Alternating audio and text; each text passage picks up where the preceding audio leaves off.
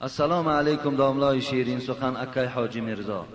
من مخلص اشدی شما، یکی از دهه های دوردست ناحیه شوراباد. من عائله دار صاحب 3 فرزند هستم. زندگی من همراه همسرم بی نهایت بد است. همسرم نه من را حرمت میکند، نه مادرم را، نه دیگر را، خویش و تبارم را.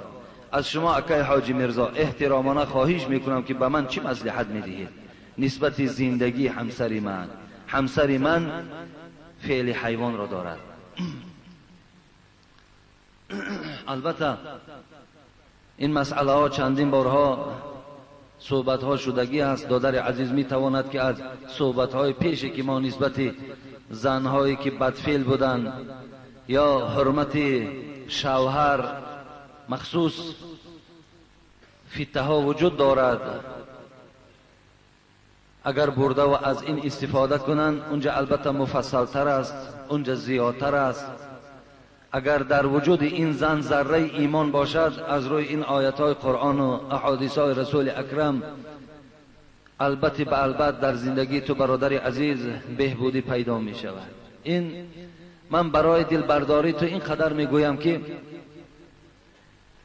این زن که در نکاح تو هست، تو خودت را تنها نشمار، زیرا این گونه زنها خیلی در جامعه ما زیادند.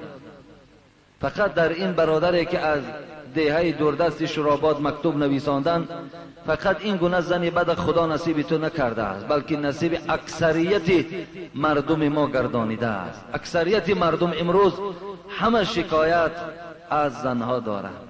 لیکن اینجا عذر هست که زنهای ما از سخن خدا و پیغمبر دور ماندند.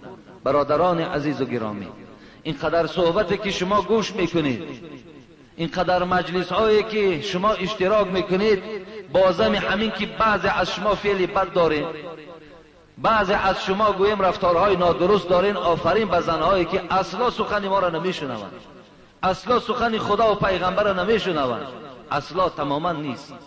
فقط و فقط از سحر تا بگاه در نزد همو تلویزیون نشسته است. پس این معلوم است که وای برای شما آن خدمتی که شما میخواهید انجام نمیدهد. خدا رحمت کند زنهای دورای رسول اکرم صلی الله علیه و سلم را که خیلی زنهای گوییم که با عفت بودند، زنهای خدا ترس بودند. احترام اونها را وقتی که باور کنید در قصه ها میخوانی، برای زنهای امروزه به خدا قسم همش افسانه هستند. لیکن وقتی زنی که در دنیا شوهر خدا به احترامی میکند، حرمت نمیکند، از جانب حورهای جنتی که از این زنها دیده هزارها مراتب زیباتر هستند، خوش اخلاق هستند، به جانب این زنها قاتلک الله میگوید. ببین، لا تؤذیه قاتلک الله. آنها از اونجا ندا میزنند افسوس که گوشهای این زنها شنوایی این سخن حورهای جنت ندارند. ولی اونها چی میگویند؟ ای زنی که صاحب شوهر هستی، لا تؤذیه، آزار نده این شوهر. قاتلک الله، خدا تو را قتل کند، خدا تو را هلاک کند، تو ویا آزار نده. فانما هو عندك الدخیل. باز چی میگوید؟ خدا یکمش که هلاکت کند، خدا تو را شرمنده کند، خدا تو را بے فیض و بے برکات کند، به خاطر اینکه این بهترین نعمت که شوهر است تو ویا بے حرمتی میکنی. لیکن یقین دان که این شوهر در نزد تو مهمان است. این شوهر در نزد تو یک وقت معین دارد. یوشک ان یفارقک الینا، زود است که وی نزد ما می آید. زود است که وی نزد ما می آید. از این خاطر دادر عزیز، شما از زمان فتنه‌های پیش استفاده برین. درباره احترام شوهر خیلی صحبت‌های دراز داریم، ما برده گذارین. شاید که این زن البته به خود آید و احترام شما را به جا آورد. السلام علیکم داملای عزیز. شوهر من خودش را شاگرد شما میخواند. در خانه زن و فرزندانش از او گریزی شدند. مرا هر گونه تهمت میکند، حتی به زنا هم تهمت میکند. سرت دادم برو خانه اتان. داملای عزیز چیکار کنم؟ شرایط خانه پدرم نمیرسد، دائما طعنه میکند تو شکل نداری، من زنی زیبا میگیرم، من دیگر طاقت ندارم. داملا یک مصلحت میداده. البته این مصلحت ها هر روز حتی شخصان بیچاره به مکتوب هم همین نزد مسجد ما میآیند. الحمدلله که ما در چند زندگی این دادرها رفته الکی دخالت کردیم. بسیاری از اونها الحمدلله که امروز زندگی خوب دارند، لیکن مکتوب ها را میخوانی شوهر از زن ناریضاست، زن از شوهر ناریضاست. امروز این گونه یک زندگی بی فرانجام، زندگی گوییم که بی مروت و بی محبت و بی مهربانی جامعه ما و شما را فرا گرفته است. حبیب خدا میگوید اجتنبوا سبع الموبقات، از 7 چیزی که شما را هلاک میکند همیشه پرهیز کنید.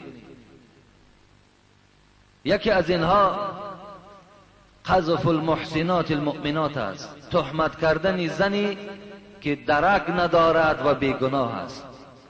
کدام شوهری که زن طعنه میکند یا تهمت بر زنا میکند، حبیب خدا گفت این مرد از جمله هلاک شدگان است. این هلاک شدگی است که وقتی که این زن تهمت بر این میکند.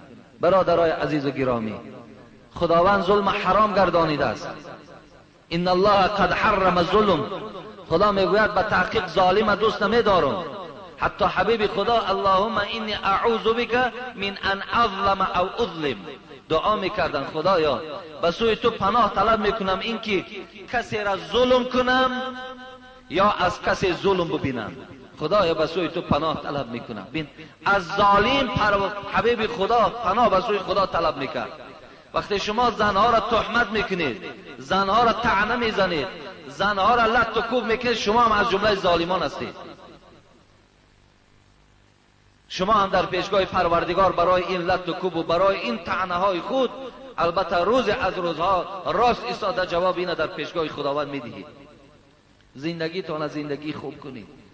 حبیب خدا اکمل المؤمنین ایمانا احسنهم خلقا و خیارکم خیارکم للنساء میگوید. بین ای جوانای عزیز، حبیب خدا مراجعت دارد و عبرت میگیری یا نمیگیری؟ و سخن معلم گوش نکنی، سخن شفاعت کننده را گوش نکنی. برای چی نماز میخوانی؟ برای چی مسجد میایی؟ برای چی دعوای امتی میکنی؟ زمانی که حبیب خدا به تو مراجعت دارد، برای تو مثال بر این یک گویم پیروی نامعقول و بی‌ادب برای تو باری انسان حبیب خدا مراجعت دارد. اکمل المؤمنین ایمانا احسنهم خلقا. میدانی میگوید ای جوان عزیز، کدامی تو در پیشگاه خدا قدر و قیمت داری؟ همونی تو که اگر فعلی خوب داشته باشی، کودک از تو گریزان نشود، زن از تو گریزان نشود، یک ساعت نادیده برای تو بی‌طاقت شود. تو باید پدر مهربان باشی، تو باید پدر غمخوار باشی. تو را فرزندات دوست دارن، تو را زن دوست دارن.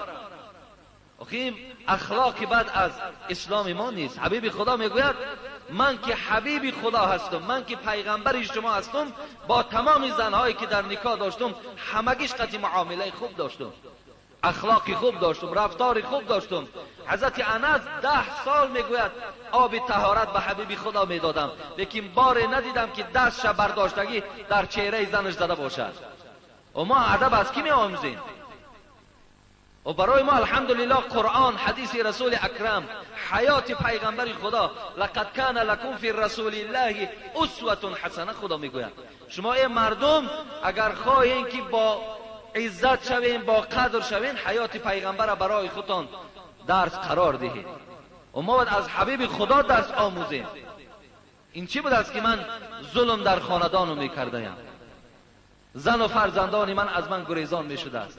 دشنامهای قبیح از زبان من نسبت عائله و نسبت فرزندان من صادر میشده است. این چگونه پدری بود است؟ این چگونه آداب اسلامی بود است؟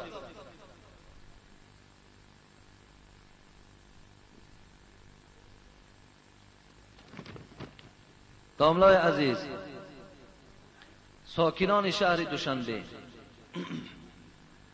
شهرک 112 مسافر عباس توپهای فوتبال بازی آوردن که پرچم عربستان سعودی بوده، لا اله الا الله محمد رسول الله دارد. آیا فوتبال کردن با آن اجازت است؟ اجازت نیست برادرای عزیز و گرامی. البته این خطای همه چیز میبرارد. این از عربستان سعودی نیست. عربستان سعودی هیچ وقت در فوتبال، در توپ فوتبال لا اله الا الله محمد رسول الله نمی نویسد و او را زیر پای فوتبالیستا پرده. این یک بدبختا، این دشمنای اسلام اند. اینا به خاطر میکنن که شما مسلمان ها بی رحم و بی انصاف شوید نسبت این کلمه زیبایی که شما را از دوزخ نجات میدهد، لا اله الا الله محمد رسول الله، به او پای دراز کنید. اینا دشمنای اسلام میکنن. هر گونه گوییم که همتا پرچما و هر گونه شعارها را در هر جای می نویسند تا که باعث بی‌قدری شوند. برای همین وقت شما این گونه پرچما را و این گونه اشاره ها را در توپ ها که دیدید به او پای های خود این کلمه زیبا را نزنید. به خدا قسم این پای می شکند. این پای در پیشگاه خدا جوابگر می شود. آن پای که لا اله الا الله محمد رسول الله را می زند. اون کسانی که نسبت این کلمه تحقیر داشتند حال اونا چی شد؟ از این خاطر برادرای عزیز و گرامی، هیچ وقت همون سوداگری که همین چیزها را فروختنی می شود همونا را هم نظارت کنید. برادرای عزیز، این گونه توبها را نیارید که شما هم در این گناه شریک هستید.